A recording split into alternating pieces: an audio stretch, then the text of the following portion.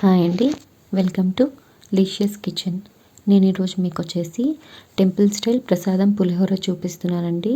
ఇది మనలో చాలామందికి ఇష్టం ఉంటుంది కదా. సో నేను చెప్పే రెసిపీ పర్ఫెక్ట్గా ఫాలో అయ్యారంటే సేమ్ అలాగే వస్తుందండి. ఇప్పుడు ముందుగా ఒక బౌల్లో చింతపండు తీసుకొని నానబెట్టుకోండి నీళ్ళు పోసి.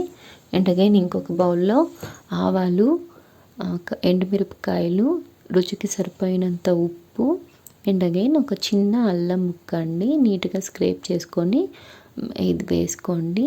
దీన్నంతా ఇప్పుడు ఒక మిక్సీ జార్లోకి తీసుకొని కొంచెం నీళ్ళు కలుపుకుంటూ మంచి పేస్ట్ లాగా గ్రైండ్ చేసుకోవాలండి. ఇది పక్కన పెట్టుకోండి గ్రైండ్ చేసుకున్న పేస్ట్. అండ్ ఇప్పుడు ఒక బాణల్లో ఆయిల్ వేడి చేసుకొని ఆవాలు, ఈ తాలింపుకి ఇంకా మినప్పప్పు, పచ్చెనగపప్పు అండ్ గ్రౌండ్ నట్స్ ఉంటుంది కదా, ఇదంతా వేసుకుంటామండి. ఆవాలు కొంచెం చిట్టుపట్టమన్నాక ఈ పప్పులు ఉంటుంది కదా, ఈ పప్పులంతా మరీ మాడకుండా ఒక మీడియం రెడ్ కలర్ వచ్చే వరకు ఇలా వేపుకోండి.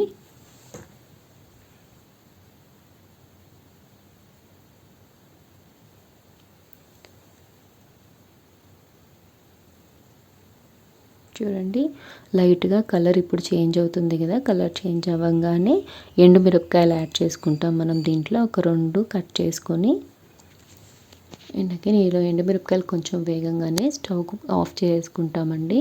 అండ్ ఈ స్టవ్ ఆఫ్ చేసుకున్నాక మనము ఒక 5 నుంచి 6 వరకు పచ్చిమిరపకాయలు కట్ చేసుకున్నవి, అండ్ అగైన్ ఫ్రెష్గా వాష్ చేసుకున్న కరివేపాకు వేసి నీట్గా ఒకసారి తిప్పుకోండి. ఈ 2 స్టవ్ ఆఫ్ చేసుకున్నాక వేసుకోవాలండి.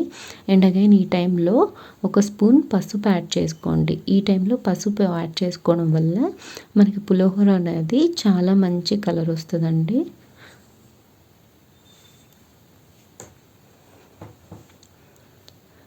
ఇప్పుడు మనము ఈ తాలింపునంతా ముందుగా వండి పెట్టుకున్న అన్నము దాంట్లోకి యాడ్ చేసుకుంటాము.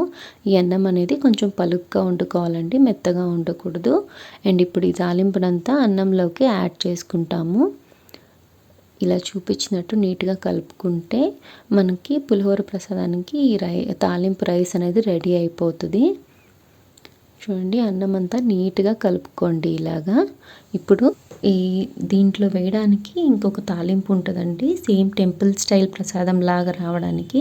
దానికోసం మనము ఒక బాణల్లో ఆయిల్ వేడి చేసుకొని ఆవాలు, మెంతులు ఆవాలు వచ్చేసి బాగా ఎర్రగా వేగాలండి, పచ్చిగా ఉండకూడదు. ఈ టైంలో కొంచెము ఇంగువ కూడా యాడ్ చేసుకుంటాము. ఈ మూడింటిని ఒకసారి కలుపుకోండి.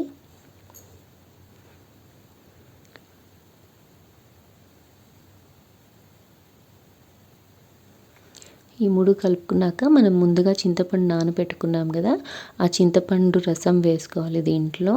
ఇది బాగా ఈ చింతపండు రసం బాగా కొంచెం గట్టిపడాలి. గట్టిపడేంత వరకు హైలో పెట్టుకోండి స్టవ్.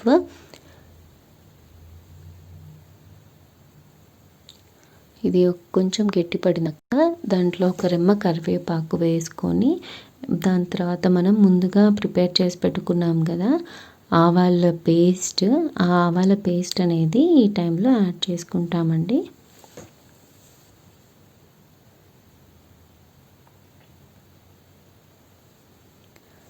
ఈ పేస్ట్ యాడ్ చేసుకున్నాక నీట్గా కలుపుకొని దగ్గరగా అయ్యే వరకు, అంటే మంచి పేస్ట్ గుజ్జుగా అయ్యే వరకు ఉంచుకొని స్టవ్ అనేది ఆఫ్ చేసుకుంటామండి.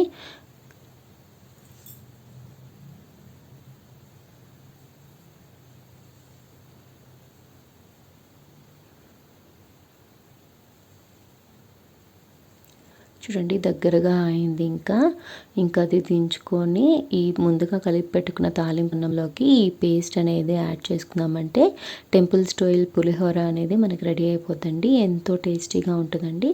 అందరూ ఒకసారి తప్పకుండా ట్రై చేయండి.